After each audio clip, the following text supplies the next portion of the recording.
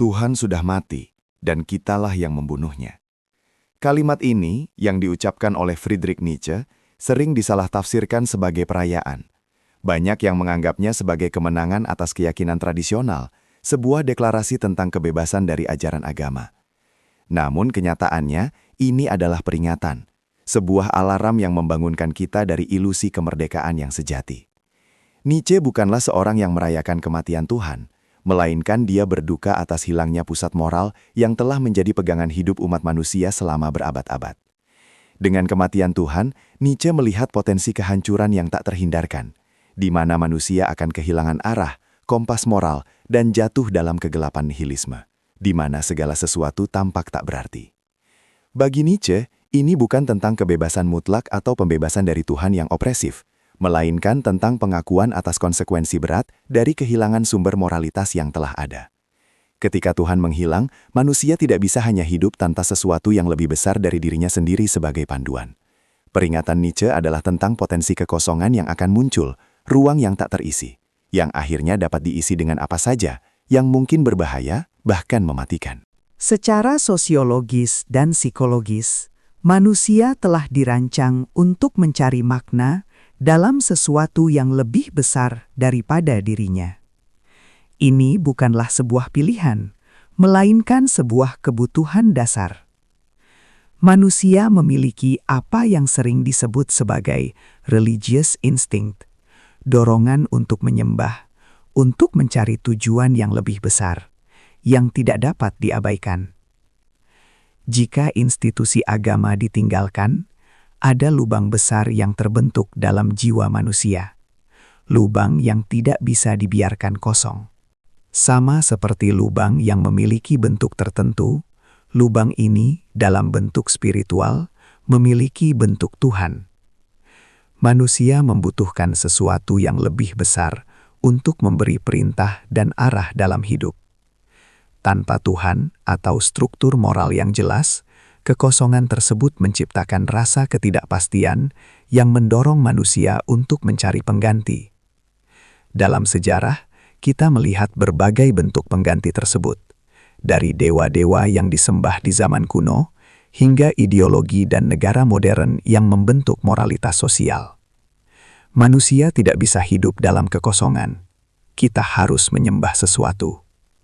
Jika tidak ada Tuhan yang jelas, ideologi atau teknologi akan mengisi posisi itu, menciptakan struktur baru dalam kehidupan kita yang terorganisir dengan cara tertentu, meski seringkali dengan cara yang lebih mekanis dan tidak bisa memberikan makna yang dalam seperti yang pernah diberikan oleh agama. Setelah Tuhan mati, manusia berusaha mengisi kekosongan dengan berhala baru. Berhala yang lebih terstruktur dan lebih dapat dipahami secara rasional. Ideologi dan negara menjadi objek pemujaan baru.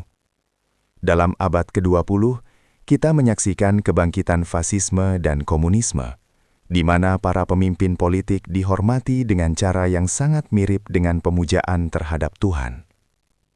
Orang-orang memberikan kepatuhan buta kepada mereka, percaya bahwa mereka adalah perwakilan dari ideologi yang lebih besar, bahkan jika itu berarti mengorbankan diri mereka untuk kebaikan yang lebih besar.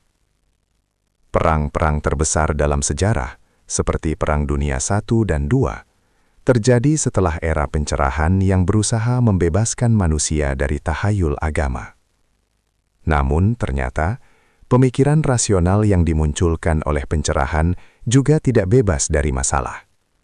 Tanpa Tuhan, tanpa prinsip moral yang jelas, dunia ini tetap rawan terhadap kekacauan. Negara dan ideologi yang dulu dipercaya dapat mengisi kekosongan ini justru menunjukkan sisi gelapnya. Pemujaan terhadap penguasa, perang ideologis, dan manipulasi massa. Pemujaan terhadap negara atau pemimpin bukanlah solusi terhadap ketiadaan Tuhan, melainkan pengganti yang tak kalah berbahayanya. Seiring berjalannya waktu, Tuhan baru terus berevolusi. Hari ini, kita tidak lagi bertanya kepada kitab suci untuk petunjuk moral atau keputusan hidup. Kita bertanya pada Google. Atau lebih tepatnya, kita menyerahkan keputusan-keputusan hidup kita kepada algoritma. keputusan tentang siapa pasangan kita, apa yang kita makan, bahkan bagaimana kita memilih pekerjaan, kini ditentukan oleh data. Oleh algoritma yang memproses informasi lebih cepat dan lebih tepat daripada manusia bisa. Fenomena ini disebut dataism oleh Yuval Noah Harari, yang mengidentifikasi munculnya sebuah agama baru.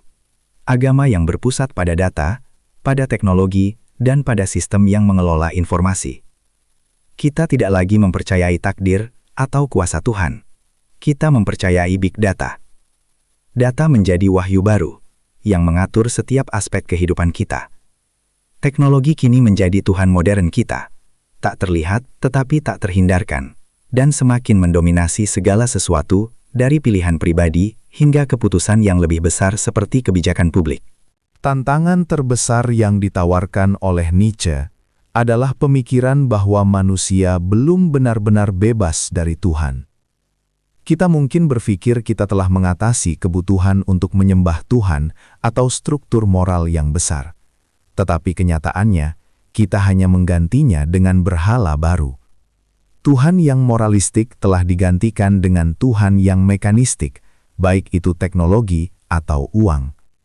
Nietzsche mengajak kita untuk bertanya, bisakah kita, sebagai individu, menjadi Übermensch, manusia yang mengatasi semua keterbatasan yang ditentukan oleh agama dan ideologi, menciptakan makna dan tujuan hidup kita sendiri tanpa perlu menyembah sesuatu yang lebih besar dari diri kita.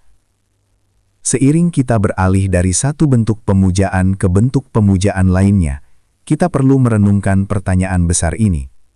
Apakah kita benar-benar bebas jika kita hanya mengganti Tuhan lama dengan Tuhan baru? Dalam dunia yang semakin didominasi oleh algoritma, data dan teknologi, kita perlu berhati-hati. Apakah kita sudah siap untuk hidup tanpa kompas moral yang nyata? Atau apakah kita terjebak dalam ilusi kebebasan yang hanya mengarah pada kekosongan yang lebih dalam?